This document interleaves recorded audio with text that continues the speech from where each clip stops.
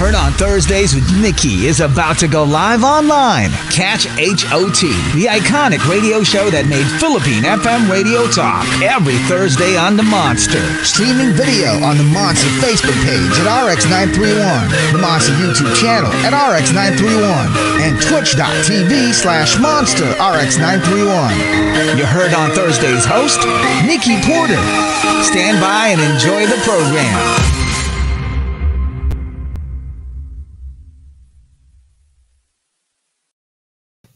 Hey Monsters, it's Nikki Porter with you for more hot conversations on HOT, that is Heard on Thursdays, the show that made FM radio talk. And even better about this particular episode, because this coming Sunday, it's Father's Day. Hello. Yes, you're celebrating paternal love as well as filial love. And tonight on HOT, by featuring a celebrated father-son duo who bond over big bikes and their long motorcycle rides around the country. Now, they're not just father and son. Apparently, they're friends, they're buddies, they're barkada, and they got each other's backs, apparently. So, the father is ARIS Luancing and Vice President of Ducati Club South and CEO of Librius Corp, a construction firm based in Lipa. The son is MAKMAK Luancing, former vice mayor of Lipa City. Now, as a quotation goes, every father should remember that one day his son will follow his example instead of his advice. So happy Father's Day to all the fathers listening tonight. Heard on Thursdays, the father-son big bike rider duo, ARIS and MAKMAK Luancing. Hello, good evening. Hi, Nikki. Good Hi, evening. Nikki. Good Magandang gabi. Welcome to the show. I'm very glad to have you here as well. Thank you. Looking forward to talk to you. So, first thing, usually sinisimulan ko yung show by asking kung how you coped during the pandemic. Aside from work or yung usual day-to-day, may nasimulan ba kayong bagong hobby, bagong lifestyle change, or nanood ng favorite show na na-enjoy nyo habang lockdown? Let's go with ARIS first, the father. Yes, good evening to everyone sa listeners ng RX93.1 and to you Nikki, magandang gabi. They became yung panahon ng lockdown, they became very busy in the kitchen, and then they took in cooking our dinner every night, Yun ang naging pagbabago ng pandemic. So the kids were cooking every night, you're saying? Yes. Wow. Well, is there a particular dish na parang, uy, you should make this again? Yes, I have Kanya-kanyang dish yan. may 5 kong anak, and then they schedule yung Monday to Friday, yung 5 silang 5. So kanya-kanya silang dish kung ano yung gusto nilang lutuin for that night, for the dinner, yung kaya pagka sa weekend, Saturday, Sunday, kami naman mag-asawa magpe-prepare ng aming dinner. So nakatoka yon, DJ Nikki. Okay, that's cool. What about MAKMAK? How did you spend time during the pandemic? Besides yung sa work namin sa government, syempre maganda yung aming bonding ng family. Like my dad said nga, yung kanya-kanyang dish magluluto, araw-araw ibang nakatoka. At for me, ganun din, nakakapag-workout, sinasamahan din ng workout. At alam mo, Nikki, yung time din nun, time the pandemic, doon din lang ako pinayagan ng dad kong maging legal sa pagmumotor. Talaga? Pero were you riding na rin before that pero without his consent, or you really were waiting for him to allow? Without his consent, nakakapag-ride ako pero takas lang. Takas lang. Now he knows. He knows naman. Malalaman niya dahil yung motor mainit. You were using his big bike. Oh. Yes. All right. Okay. Pinagalitan mo ba, ARIS, or hindi naman? Hindi naman, may dagdag ko lang, Uh-uh. isa pa rin kagandahan nung nagkaroon ng pandemic, talagang nagkaroon ng time sa pamilya para back to talagang nagkaroon ng time sa kay God, sa as a family, Tapos nagkaroon ng pamilya, nagkaroon nga ng banding-banding dahil talagang hindi ka makalabas, di ba? Mm. Tapos yun nga, na-discover ko na si Makmak is tinatakas pala yung motor ko. Sabi ko, ikaw ha, pinatakas mo nang walang, baka mamaya may mangyari sa'yo. Siyempre, as a father, Yeah. siyempre nakakatakot, di ba, na baka may mangyari na hindi ko alam. At least nung pandemic, nag-guide ko siya. So, nagbabike kami, takas yun. So, nag-uusap kami sa comms na ginaguide ko siya kung paano. Ganito ba, ganito Mac, ganito nga. Wow. Ganito, ganyan ha. Ingat, ganito. Nag-uusap kami. Meron kami communication through sa helmet. Ano? So, yun ang maganda rin ng pandemic. Yun ang naging official. Official Yun na ang allowed official. to during the pandemic.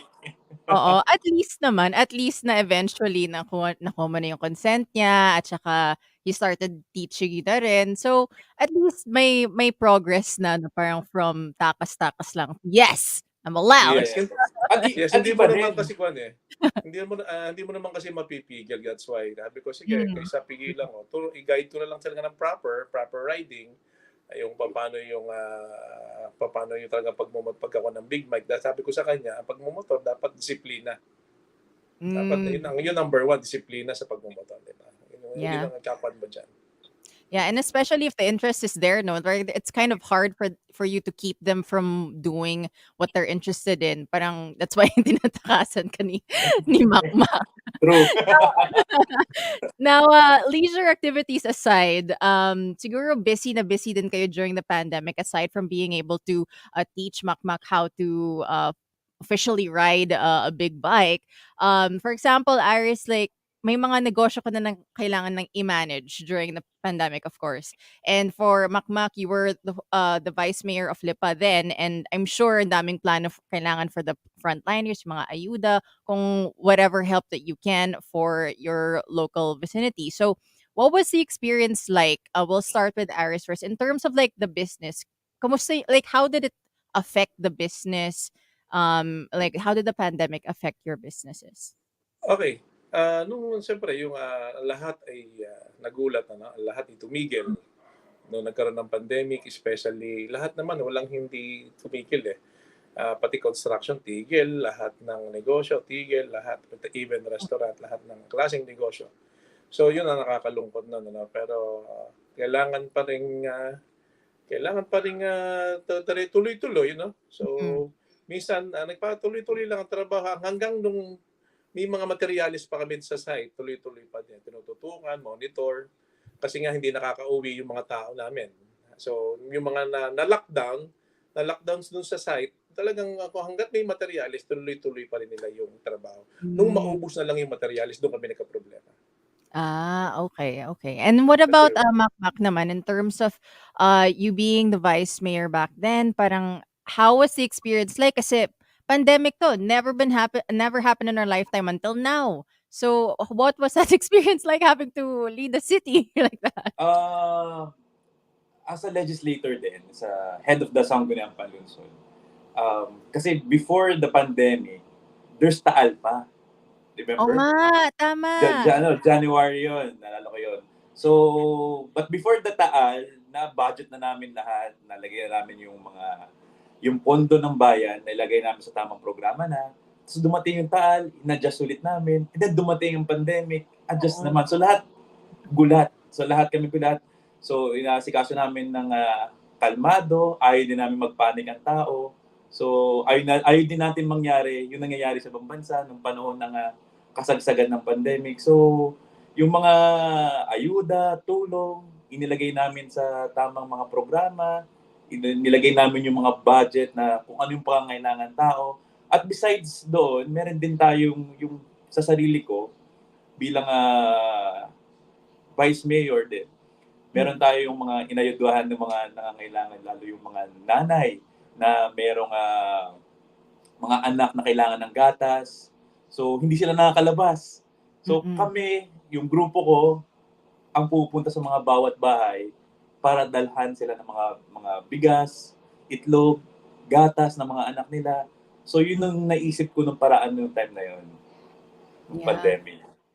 So parang it was really for Aris it was really work until you had no more supplies, and then for Makmak to provide supplies as much as possible for the people who are in need, no? So yeah, Yeah. it was crazy times back then, but hopefully now Yes. it's like kind of picking up now, and we're doing significantly better. Small surge though in terms of like the COVID cases. But now we'll talk about as big bike riders. What I think is cool is that you can just hop on the bike. Where are we going? North or south? Let's go. And or wherever the Yeah. wind blows, let's go. So like it was it hard during the pandemic na rin na parang okay, you have this especially for Aris, no?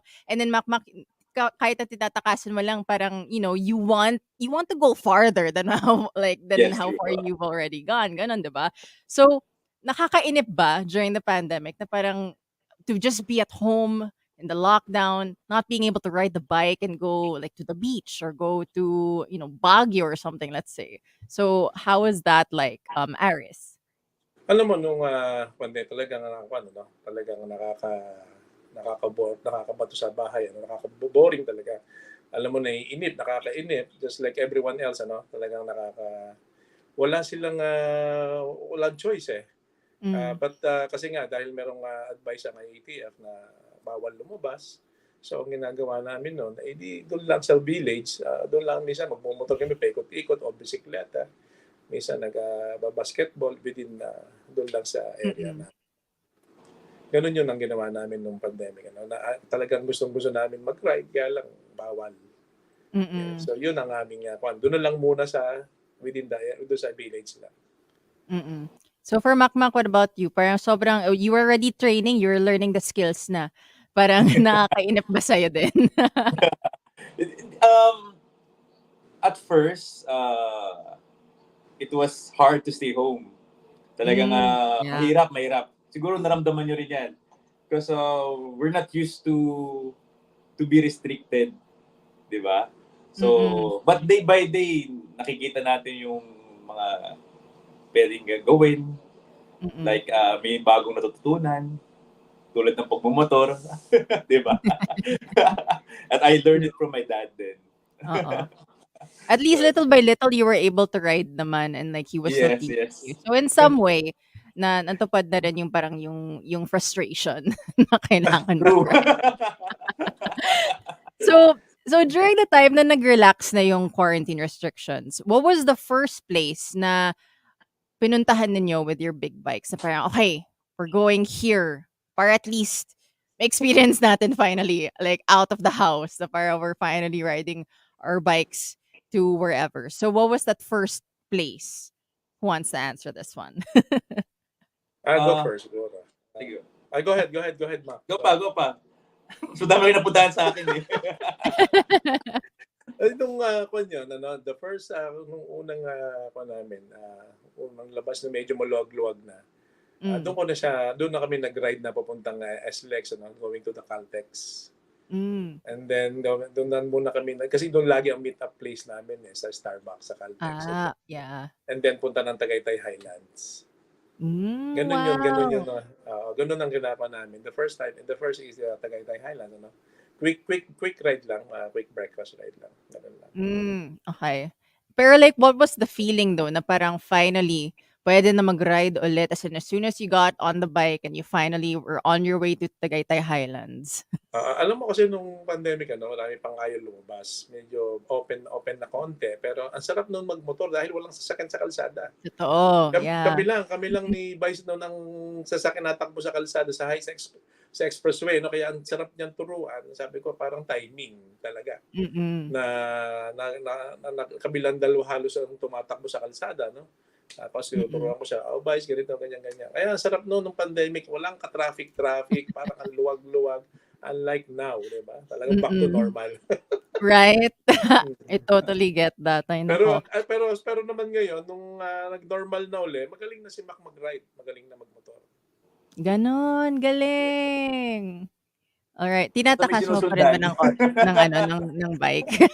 Basta may sinusundan, Nikki. Okay, gets. Now, like there are so many different father-son figures, tandems all over the world. Na it shows and it proves that yes, fathers and their kids they can have a strong connection. But for you guys, Aris and Makmak, medyo unique yung bonding point ninyo because it's based on your love for motorcycles, big bikes, and motorcycle riding as well. So for Aris, how did this start for you?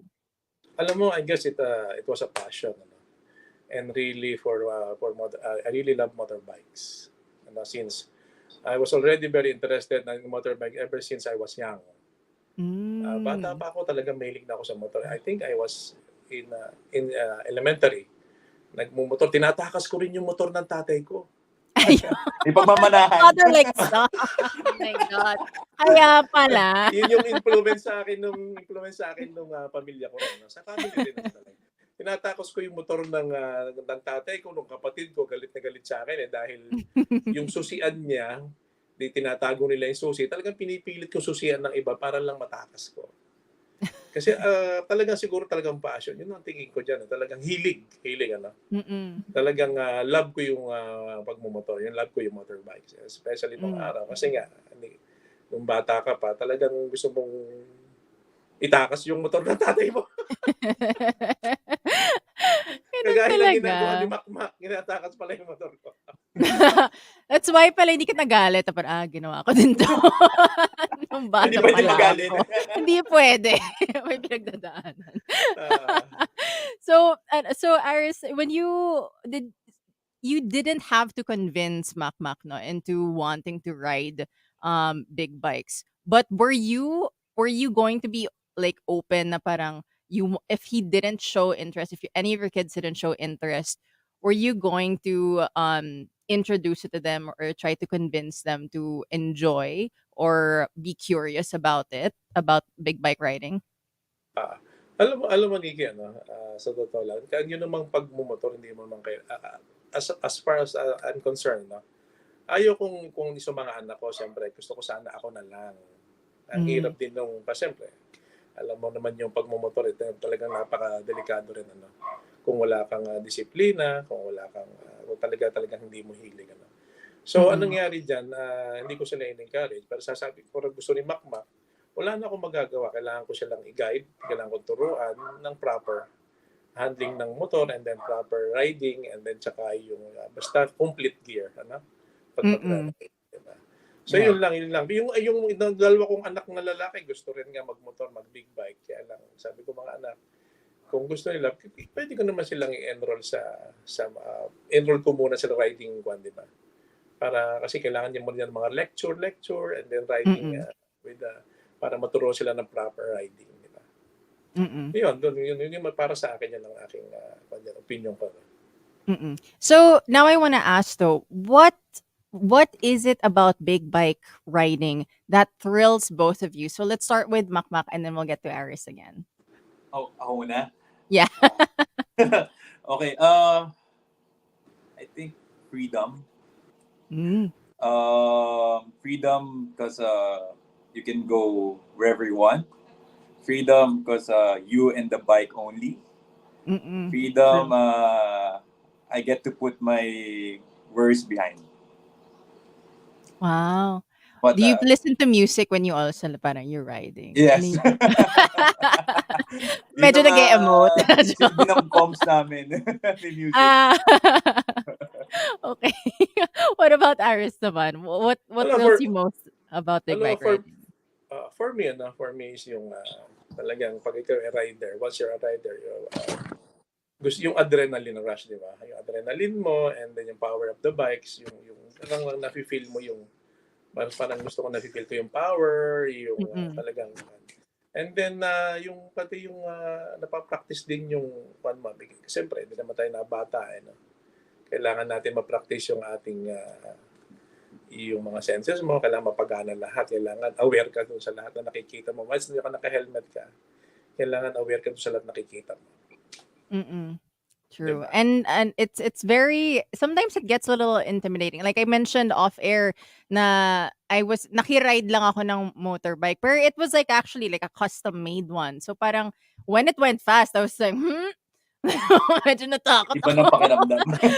like, I have to hold on. But yeah, no, I totally understand it too. Kasi parang it's just you and the motorbike. And then now you're just like, it's you and the open road. I mean, ideally, it's an open road and no traffic, no.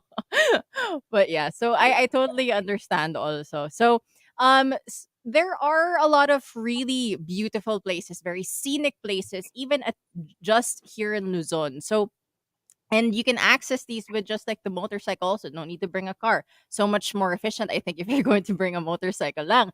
So uh, is it safe? Is big bike motorcycle riding safe in the Philippines, considering, some roads walang asphalt or lubak-lubak yung kalye? So would you consider it to be safe? Let's go with Aris. Alam mo, safety talaga, safe naman talaga. Unlike dito sa atin, alam mo, yung safety ng priority lagi ng mga all-riders. That's why kailangan lahat ng mga riders very responsible. Kasi Mm-mm. kailangan yun. Especially in the case, sa aking case, especially in our case, we use above 1,000cc engines, di ba? It's a big bike. And we get excited, di ba? The accident can Mm-mm. happen if you do not practice a safe riding while riding in our bikes, di ba? So yun ang tingin ko diyan, dapat talaga yung proper yung gear, dapat talaga magra-ride ka, naka-gear ka talaga. And then kaya dito sa atin malaking iba sa ibang bansa. Dito sa atin pag magra-ride ka, may tricycle, may Oo. taong natawid, may asong Dami. natawid, di ba? Tapos hindi kagaya sa ibang bansa talagang wala namang tao sa kalsadang nakakalat eh. True. Unlike here, sa Pilipinas, talagang kailangan mo talaga maging responsible, and then Mm-mm. aware and dapat full gear. Wag ka magra-ride, wag mong panghihinayangan yung gear. Kasi talaga yung safety is the number one dapat talaga. Mm. Yeah, and I understand also, especially if you're going really fast na rin, no? You have to be very alert kasi bigla na lang, especially yung aso or yung mga bata naglalaro sa tabi ng Yeah. daan with the Yeah. Tatawid na lang. ball. Yes, as in yun Yes. yung sobrang that's like super scary, of course. And so like you have to have that level of alertness for sure. So yes, responsibility, being responsible, definitely one of the important facets of being a big bike rider. Now, what would you think though is a common cause of like accidents, particularly if you're riding a big bike? What's a common cause, especially on the rider's side, that you feel like there was like medyo oversight na parang dapat ginawa mo to or something? It's me or Mac? Ah, yes, Aris. You're the Ah, professional one. alam mo yung dapat siyempre dapat lahat ng pag nagra-ride ka, dapat lahat kompleto, dapat gagawin mo lahat yun para walang pagsisisi. Mm. Kailangan mong gawin na yung kompletong gear mo, talagang yung kasama doon number one, siyempre once you ride, yung una lagi yung pagdadasal, magdadasal ka muna, you say your prayers, and then yun nga, dapat maging aware sa lahat, And then kasi ang ginagawa namin, doon naman sa mga city streets, halimbawa yung mararaming pa. Hindi naman kami nagbibilis doon, laging Mm-mm. dahan-dahan lang. Doon lang sa mga highway na Right. Uh-uh. na clear, talagang kita namin clear. Minsan nagsusubukan namin na 200, 250, ganun. Mm-mm. Depende. Kung ano naman yun, hindi naman talagang continuous. Subukan lang tapos balik ka na sa normal speed. Mm. Yeah. Diba? I've seen nga motorbikes na parang they zoom past na kapag nasa SC-Tex ako especially. Parang, wow!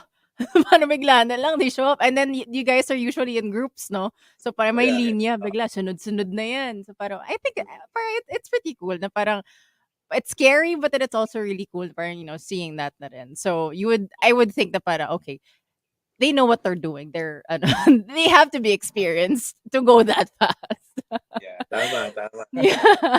So now I want to know, what would you say about like how is the big bike motorcycle community in the Philippines? Now, I want to ask this to Aris as someone who has been there, who's been a part of it for a long time, and for Makmak who has just joined, I think, the community just fairly recently. So let's start first with Makmak. Oh, masasabi ko, for me, it's like a brotherhood. Oh. Nakikita ko, yung unang beses ko nakita, when we ride together, parang walang nag-iiwanan, nag-aantayan lahat, lalo pag, kunyari, may nasiraan, magtutulungan pa yan. Walang iwanan talaga. So it's like a brother. Tapos kunyari, pag magkakasalubong kayo, kahit different group, magbabatian pa yan. Oh, They will do a wow. peace sign. Kahit hindi big bike, may mga mga NMAX, mga Mm-mm. that's masasalubong namin. So malaki yung community ng motorcycle at parang brotherhood din ang turingin sa lahat kahit hindi magkakakilala. That's cool. For Aris naman, yeah. So what would you say about the big bike motorcycle community? What's the demographic also like in this community? Alam mo, it is a diverse, riders different ages, gender, and location. Unlike before, the big bike riders are the stereotype. Mm. Thanks to social media, we connect easily through the group that's online, di ba? Mm-mm. Tinatawag namin niya sa grupo yung camaraderie, di ba? Yeah. As a rider. Tama yun, sinasabi ni Mac na wala talagang iwanan, basta kung may nasira, when you ride a group, you ride a group. Walang iwanan yan. That's cool. That's cool. Hala, bibili na ako ng big bike. Joke lang. alam mo, Nikki, ang dami palaki yung riding community dito sa ating bansa. Mm-mm. And then Right. marami na ring mga lady riders. Yeah. May mga artist, may mga showbiz din na riders. Marami na rin pati nga ang ating, actually yung ating vice presidente, di ba? Si Inday Sara nagra-ride din, di ba? And so Marami. yeah, it's really interesting na parang to see also like these lady riders as you say na parang bigla na they have big bikes and it's like I mean it's kind of also a little inspiring no na parang wow, if she can handle it, Yes. probably I can too. Of course. Alam mo, ngayong panahon natin ngayon, Proper training. Oo. ang nagagawa ng lalaki, kaya na rin gawin ng babae eh. Ayun, Diba? exactly. So we are trying, we're getting there. Ako patakutin kaya. Almost there. But alam mo, maraming naiinganyo, kaya palaki yung riding community. Masarap naman talaga yung camaraderie, yung riding sa group. Yeah, as a group, dumadami for sure. yung network mo rin, di ba? Marami kang naging kaibigan, nagiging kakilala. Di ba? May True. brotherhood, nagiging karoon ng brotherhood, di ba? Yeah, from different backgrounds also for sure. Parang when you meet these people in the community. Yes. It's very Alam mo, cool. lahat ng mga kasama namin sa pagmumotor, all mga professionals, di ba? Yeah. So like now I want to know also like okay, so you ride these big bikes. Pretty cool. It's slightly intimidating for me. But what's cool about it is that you get to travel like wherever you can, like use the expressway to travel wherever you can, north and south, wherever the wind takes you, like I like to say. But like what are you have favorite destinations or routes, not necessarily the destination, but like the route, because probably you take a scenic route to a particular place na you ride your big bikes with. And so at least monsters will be like, at least we know like these scenic routes or these destinations to check out for sure. Who Alam mo, wants to go? Okay, go. sorry. Alam mo yung Nikki, kagaya nung last Saturday, napunta kami sa Sagada. Wow. Nagsagada kami last Saturday and then overnight kami doon. Lahat kami ni Vice, kami magkasama kami. Parang kasi yung gusto namin, alam mo pag ikaw ay rider, mas gusto mo yung mga twisties road. Yung maraming twisties, di ba? Kaysa doon sa puro diretso. Right, Yung puro diretso kasi yung gulong mo hindi mo pupudpud ng pantay.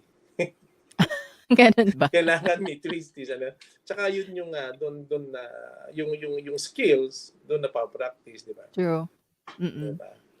Tapos ang sarap. Yun. Doon kami sa Sagada and then balik kami na Sunday. Nung Saturday, nag-via Aritaw kami. Aritaw, tapos Nueva Vizcaya, no? Papunta sa Sagada. And then kagaya may mga naging problema sa daan, pero okay naman, naging tayang kami. Kaya that's why 5 a.m. kami nakita-kita, 5 p.m. kami nakarating na Sagada. Kasi nga mga pit stop, tumikit pa kami. And then when we go down, doon kami nag-via Baguio na kami. Cannon Road. Tapos yun, masarap ng aming bakbakan ng tawag doon eh. Mapresko nga din, no? It's this weather now, is it? In In Baguio Sagada, it's and cold. ay, sarap. Yeah, it's cold. Sarap sa Sagada. Sa Baguio. Yeah. But do you have any other destinations or like any other scenic routes na if you have one place you would like to go with your big bike, that's like top of mind na parang, oh, let's go do that. I know I've done this like 10 times at least, but I want to go back because that's how much I love this route or this destination. Uh, the most recent one is the Sagada talaga. Pero looking forward to the to ride for the Philippine Loop sana. There's no- Pero This sana is North new Loop to na, me. pero kailangan North Philippine Loop na Loop. muna. Yeah. May mga Ah, riders na interesting. umiikot buong Pilipinas. Sinasakay Wow, nila that's so yung motor nila fun. sa mga Roro. So, Yeah. kasama yan sa bucket list. Galing, galing. O papayagan mo, Aris. Joke lang. Hindi, Soon! Kasama siya, kasama, kasama nga pala siya. kasama ako, pinapangarap ko din yung Ayun makaikot naman din ng pala. Philippines. Ayun naman pala. Oh, that would be so cool. Yeah, to travel around the Philippines for sure on a big bike. That's Meron, definitely yung grupo namin, may niluluto kami ngayong ride na parang going to uh, Bicol naman, Bicol. Alba, oh, Tabaco, Albay. oh, May Legazpi. Ganun. next month yata, yes, next month. Wow, saya Tingnan natin. naman. Sabi ko south naman. Kasi nga galing kami ng north, sabi ko south naman. Oo, oo. Yeah, this is south that you can get also. And the food, so good. Yeah. Tapos Yeah. magpicturean kayo sa mayon. Ganon. Usually, yung amin ng mga Nikki, no, alam mo, yung aming mga weekends, kasi meron kami nga laging every Sunday, nagra-ride kami talaga. So yung Mm. mga normal ko namin, mga off week at saka yung dito lang, malapit. Minsan, lagi kami nasa Pico de Loro, tapos sa Tagaytay, sometimes dito sa Candelaria, yung tawag nila crispy patahan. Yung dinadayo namin doon, crispy pata, masarap din doon sa Yum. Wow, Yun ang okay. aming usually. Kaya usually ang aming meet-up place doon sa Caltex, yung Starbucks sa Caltex. Galing, galing. Every Sunday So yun, every Sunday. yeah, so every Sunday, like you never miss a Sunday. I mean, especially except for like maybe like if you have a family affair or if it's like an emergency, but you never miss a Sunday talaga. Yes. Yeah. Basta kung cool. sinong pwede, kung sinong available, basta doon lang pumunta. And then yun doon na magbubuo kung saan pupunta, kung saan magra-ride, kung saan magbe-breakfast. Quick breakfast lang. Basta home Galing. before lunch, HBL. Talaga? Home before lunch? Ayan. Kasi Wow. magagalit na yung mga asawa namin pag lumipat na lang. Sa bagay. It's too much time out. Wala pang magagalit That's sa akin. funny. Wala pa rin magagalit kay Vice. Oh, kaya matuwa ka, Kaya pwede mama. pa. Pwedeng home after lunch. Oo, pwede pa, pwede pa. Now, so have you ever traveled far from like Sagada? So you've gone to Sagada, you went to Tagaytay Highlands, and you've also gone to other places. But are there provinces that you haven't checked out apart from the Philippine Loop? Like in particular, the parang I have to go and see this. I have to ride and go here with my big bike. Ganito. Actually, dapat may plano kaming gusto namin sana sa ibang bansa. Yung tinatawag nilang Motorrad Days, di ba? Or Ducati Kwan. Merong mga ganun sa ibang bansa. Kaya meron din sa Bangkok. May mga ibang bansang may mga ganun gustong umikot. Galing. Kagaya ngayon yung ngayon, this time sa Europe naman, meron ganun, di ba? May mga ikot-ikot dyan. Meron mga Ducati Days, meron Motorrad Days. Di ba?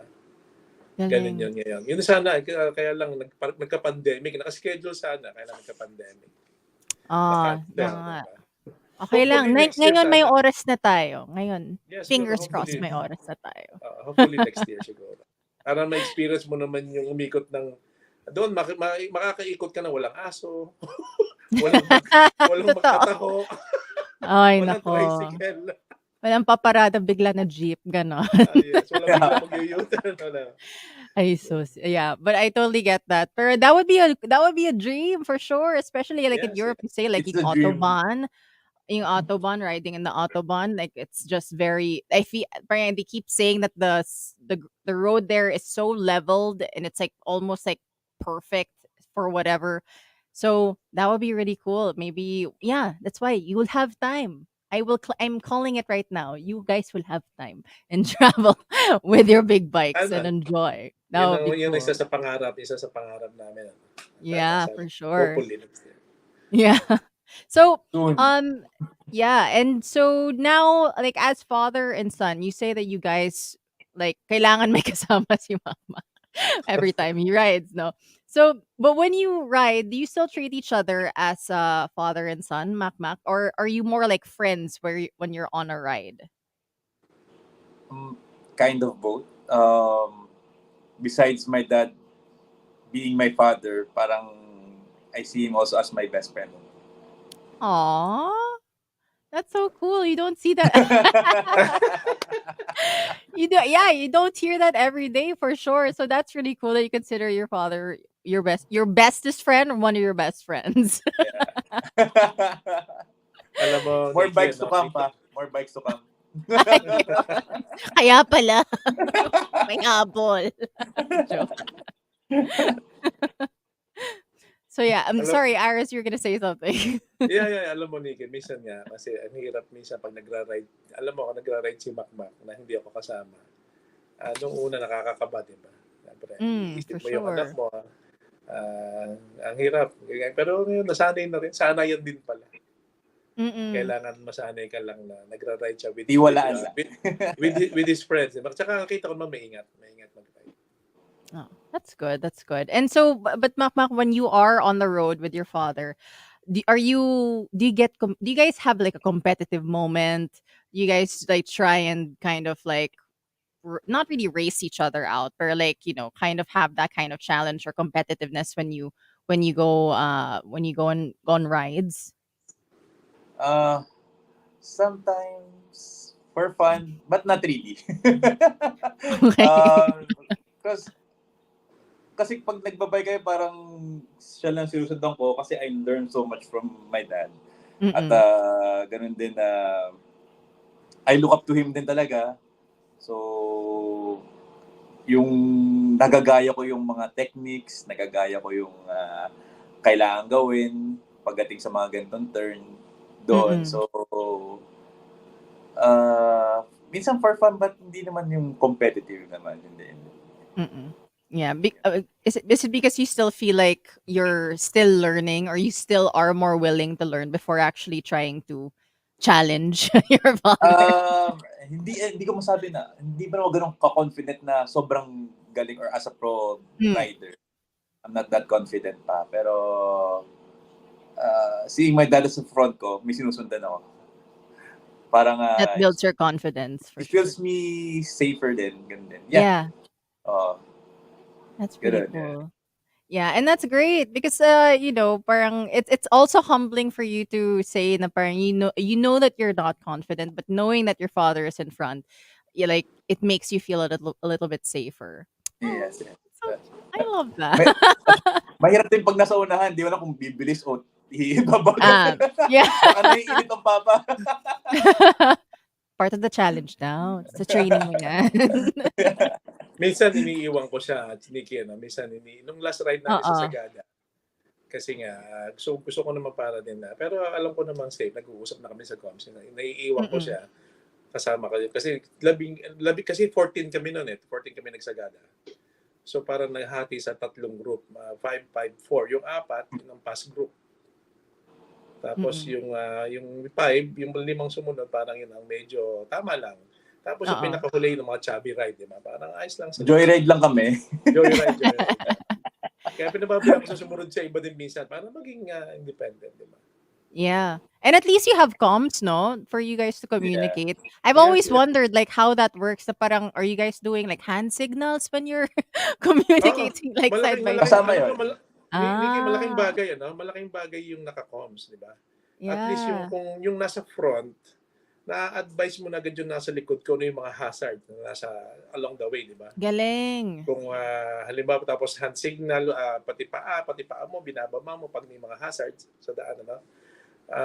Pag may mga halimbawa may aso, nag-uusap kami, may aso dito, may aso sa, may basa, kurbada Mm. to. So nai-inform mo na agad yung mga susunod na nakasunod sa iyo. Kaya dapat talaga yung spear mo, yung spear, kung tawagin yung nangunguna, Oo. magaling yung spear, at least na advise mo agad yung mga kasunod.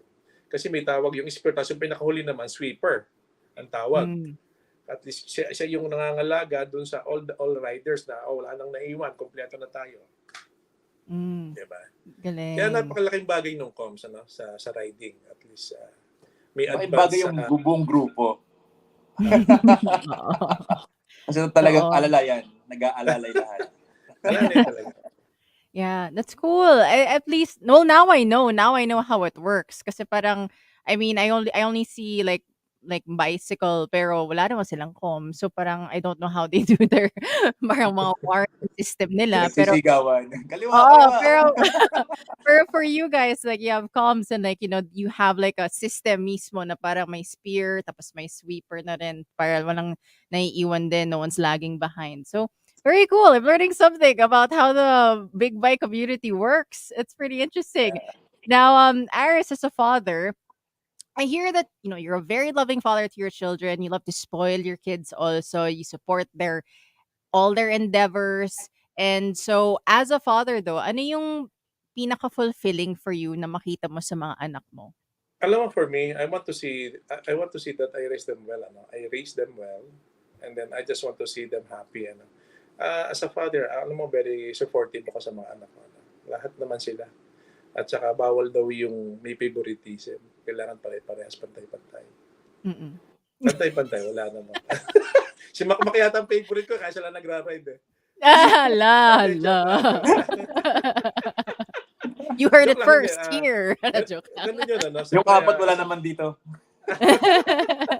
Ay, as a nako. father, talagang ganun lang naman talaga yun. Basta Mm-mm. nakita mong napalaki mo ng tama, maayos, sa pag-aral mo, at magalang yung mga anak mo, alam mo, masaya. Kasiyahan na ng magulang yun na napalaki mo sila ng maayos, di ba? Mm-mm. For sure. And Ganun. so as a father, let's say like when you were just about to be a father, like when your firstborn was just born, did you have an idea na parang this is the kind of father I want to be? And parang you list down these qualities, but over the years, parang nagbago ba siya yung parang mga qualities na binavalue mo as a father, especially as a father of 5 kids, ba? And so it's has it changed since you started out as like, father of 1 to a father of 5? Hindi naman nagbago. Basta kung ano yung talagang naging kwan mo nung, siyempre, once nung nagkaroon ka ng, nag-asawa ka, and then nagkaroon ka ng anak. Basta, ganun pa rin naman yung, maski dumami yung anak mo, basta, ganun lang. Tuloy ang tawag dito, yung kwan mo sa mga anak mo, yung pagpapalaki mo, di ba? Mm. Pagpapalaki mo ng tama. Pare-parehas, pantay-pantay. Yun Mm. lang naman yan para sila, miski yung mga anak mo, alam nilang ganun ka as a father, ganun ang tatay ko, ganito lahat, di ba? Pare-parehas kami, hindi naman nag-iiwanan. Ayoko nung may iiwan sa mga anak ko. Gusto ko sila Mm. pare-parehas, pantay-pantay. Basta yun Alright. lang, ang kuwan ko lang sa kanila, ang gusto ko dapat makinig sa magulang. Yung lagi ko sinasabi sa kanila na makinig kayo sa magulang, at ang magulang walang ituturo sa inyo masama. Laging sa Mm. tama at sa maganda, di ba? Mm. Paano naman si Makmak hindi siya nakinig sa'yo kapag sinabi niya na you can't ride? Tatakas na lang ulit. Tatakas na lang ulit. Hala. Hindi, kaya wala akong choice. Kaya tinuruan ko na lang, di ba? Oo. Yeah. Now for Makmak naman, what are the qualities that you love most about your father? So, inaasahan mo din ba maging tulad ni Aris bilang ama, and or at least in the terms that in the qualities that you value with Aris? So, the qualities I love most to my dad, yung siguro, dependability. He's a dad that someone I can trust and rely on. He's compassionate. Isa yan. He's the type of person who first thinks of other people for himself, lalo-lalo sa pamilya. At Especially the other thing I like my dad is uh,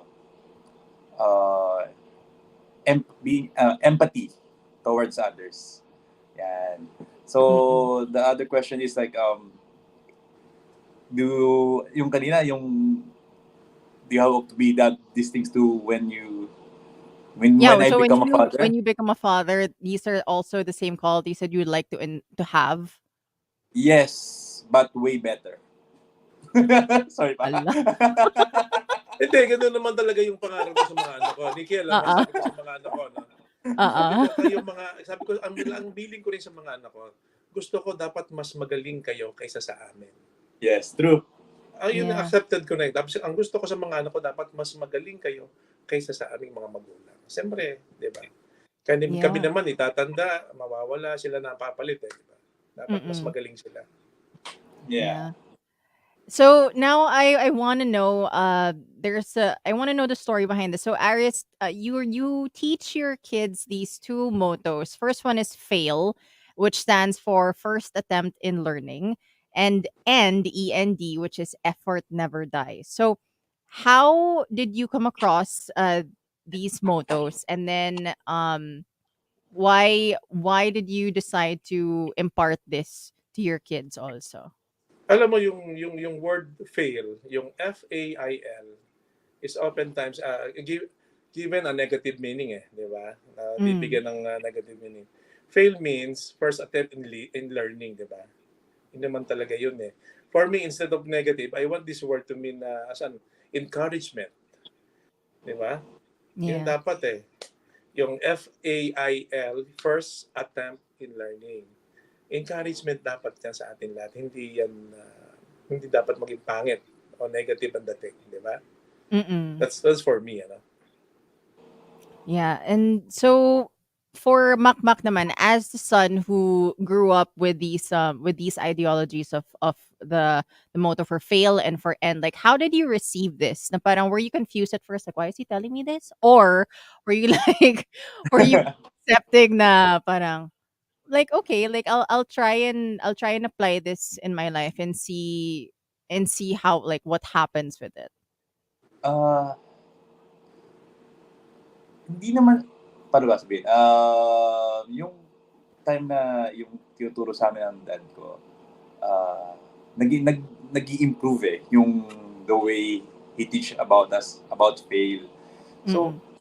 now, yung tinuro sa amin yan, naiisip ko din na the only time you really, really fail is the time you surrender or you give up. Yun, doon ka lang doon nag-fail talaga lahat.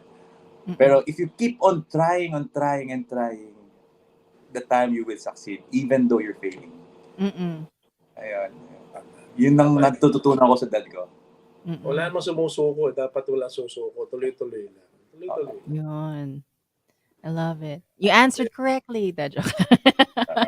I saw the fathers nodded the approval. Tama yan. Ay, Kasi, Baon so ko pa. may tawag doon eh, ang sumusuko raw hindi nagwawagi. Ganon. Totoo yun, Ganon. Totoo. Now, for Aris, anong advice kaya na mabibigay mo to fathers out there na parang baka they're struggling to connect with their sons or even their daughters actually? Like what's one or at least one piece of advice that you can share with these fathers? Alam mo, para sa akin, just teach your children through experiences. Through experience. And I always believe in lead by example. Laging yun lang naman talaga. At saka yung dapat yung as a father, alam mo, yung very supportive naman tayo sa lahat ng bagay. Mm-mm. Yun Okay. lang na may pa. And then in terms of as a son, Makmak, like what advice can you give to sons out there who seem to be also struggling to connect with their fathers? Siguro yung nakikita ko kasi yung nagiging barrier ng between ng mga anak sa magulang is yung minsan takot at nahihiyang magsabi. At my advice is communication is the key. Find time more time to bond and to connect to your dad, to your parents. Find something similar, parang pwede nyo gawin both. Like us, Mm-mm. Yeah. yung aming ginagawa is motorbiking. Doon kami nagko-connect. Kaya habang minsan sa comms, na-imagine mo, nasa sermonan ako. Joke lang. Ganon. Hindi naman. Nagpapayo naman. Oo, oo. There's always guidance. Oo. At least you're still having fun habang sinisermon ka. Yes. So, yeah. Ganon. Now, what do you think, Aris, are the biggest challenges to being a father, especially in this day and age? Kaya? Ano, there is a culture gap, meron diyang tinatawag na culture between parents and our children, di ba? The generation now is very different, but I believe that as a parent, we have to open ourselves to understand them and learn from them too, di ba? Dapat ganun lang naman yun. It's a give and take situation yun, di ba? True. Tingin So ko in yun, terms sorry, go ahead. tingin ko yun ang bilang parents. Talagang it's a two-way street. Hindi naman pwedeng one-way lahat eh. Lagi ng give and take. At ganun lang. Parents at saka yung saan kailangan mong unawain, intindihin, di ba? Wala namang perfectong tao sa mundo. True. Diba? True. Yeah. So, what other advice kaya can you give, apart from teaching your kids through experience also? What is there another piece of advice that you would like to share in honor of Father's Day? So it can be for fathers, it can be for kids as well. Makmak, you can also be like as a son, and having this best friend of a father, like tips for kids who might want to be closer, especially for in time for Father's Day. Alam mo, Nikki, kagaya na sinabi ni Makmak kanina, keep an open communication. Totoo yun. Dapat lang talaga may open communication yung magulang at saka yung mga anak. Ganun din vice versa dapat. Dapat yung mga bata, yung mga anak, huwag mahihiya makipag-communicate sa magulang, mag-open sa magulang. Wala namang ibang tutulong sa atin o sa kanila, kundi magulang din. At the end of the day, lagi ang takbuhan nila magulang. Pag nagkakaproblema, laging magulang nandyan eh. Kami naman lagi nag-iintay lang, di ba? Nag-iintay kami lagi sa kung anong kanilang gustong i-open. Pero gustong-gusto namin, bilang magulang, gustong-gusto namin na mga anak namin is nag-o-open sa amin, nagsasabi, nagtatanong. Kasi yun ang pinakamaganda sa tao, yung marunong magtanong, marunong makipag-open dahil alam nila kung sila nagkakamali o hindi, di ba? Para hindi ka magkamali, kailangan mag-guide ka ng tama. Yeah. What about Makmak? Advice for kids on how they can connect with their fathers. To all kids out there, love your dad. And your mom, of course. Spend time together. Yeah. Don't waste time. That's true. That's actually a very nice piece of advice. Don't waste time. Because, like, as the pandemic actually showed, life can be short for sure. So, Yes. cherish the moments while you can with your loved ones. So, Cherish yeah. it, yes. Now, find something like what you mentioned, Makmak. Find something that you both love so you can spend time. Kahit sermonan ka ng tatay mo, okay lang. Okay lang yan. You're still spending time together. So yeah. Now, before we end the show, what are some tips and advice naman that you can share with novice big bike riders? So like they're interested in wanting to learn how to ride a big bike, and what are the things that they should look for if they want to buy a big bike and join the big bike community? Iris. Alam mo, motorcycle riding is like a therapy. Embrace it and just enjoy the ride. And then, in addition to that, pagka nag-motor kayo, laging siyempre, yung number one, yung anong tawag dito, disiplina talaga. Disiplina at saka yung proper gear, dapat complete gear, proper gear, complete gear. Huwag kayong magtitipid sa gear. Kung ano yung magandang gear, yun ang gamitin niyo kasi siyempre buhay natin ang nakataya dito. True, yeah. 'Di ba? Dadalawang gulong 'yan, 'di ba? Ibig sabihin, siyempre nga, yung, kasi mamahal din ang mga motor natin, medyo pricey din, di ba? Kailangan din talaga na marunong, and then talagang napakasarap mag-ride. Ano? Alam kong maraming gustong mag-ride, gustong bumili ng motor. Pero talagang una muna ang ating iisipin yung safety ng bawat isa, di ba? For sure. And Yes. so, so now, like, how do you guys, how are you guys Nikki, going add to, ko lang yes, din go. yung sa dad ko na sinabi. Sure. Not Sure. to all big bikes. Siyempre yung lalo yung mga maliliit din na motor, yung mga maliliit na CC, laging dapat naka-gear din para sa safe ng buong riders community. Not only for the big bike, Mm. sa lahat ng gumagamit ng two-wheeled transportation. Yeah. Alright. At laging alert. Yun lang mapapayo ko sa mga novice, yung mga new riders. Uh-oh. Well, I love this relationship that you two have as father and son. Now, are you celebrating Father's Day? It's a Sunday, so are you gonna ride before lunch? Ano yan? Parang choppy ang Nikki, Oh, parang are you going to ride Sunday or Father's Day and then come back for family for lunch? Will be the same plan. hold on, Nikki, hindi wala kami naintindihan. Parang choppy yung We're losing connection. losing. Mahina. They're planning. Hello? Hello?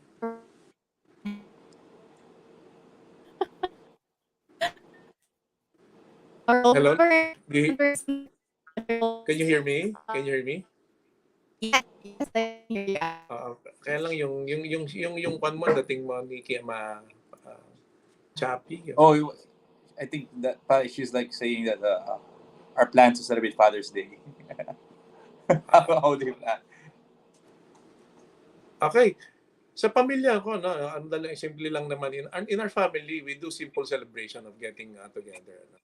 Laging pagka naman may mga okasyon na ganyan, hindi lang Father's Day, basta miski anong okasyon, lagi kaming nagdi-dinner, pamilya, sama-sama, and then make sure na walang absent. Yun lang yun. Ngayon, itong Father's Day, siyempre, kaming mga ama, kami ngayon ang hari muna. Kami muna masusunod. Kahit ngayon lang Sunday. Dahil araw namin to. Totoo. Oo. Diba? So,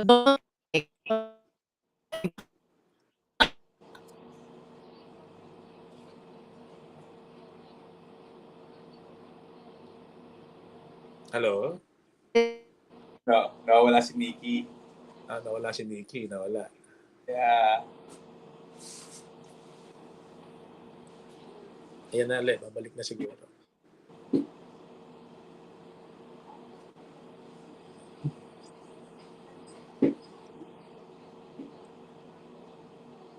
Nawala.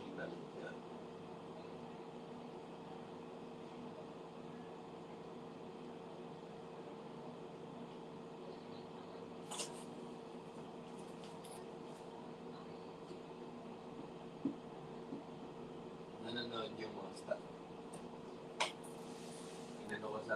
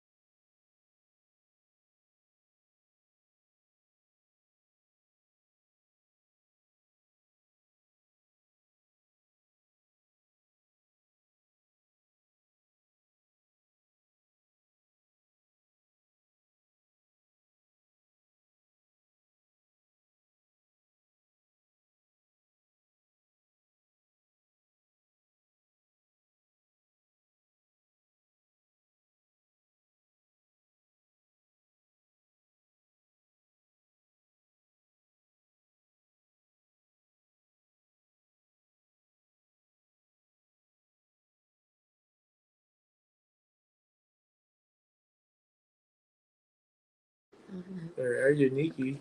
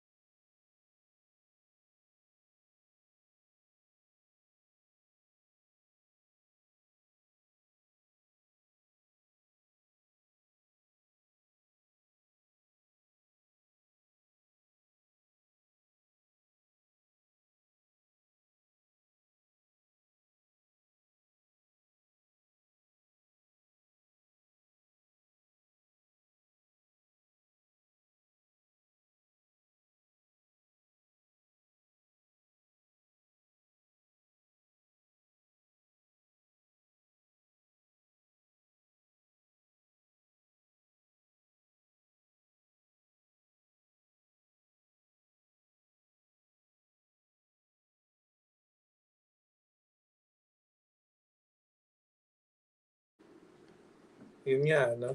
Ah, nawala si Nikki, pero sa Father's Day, sa,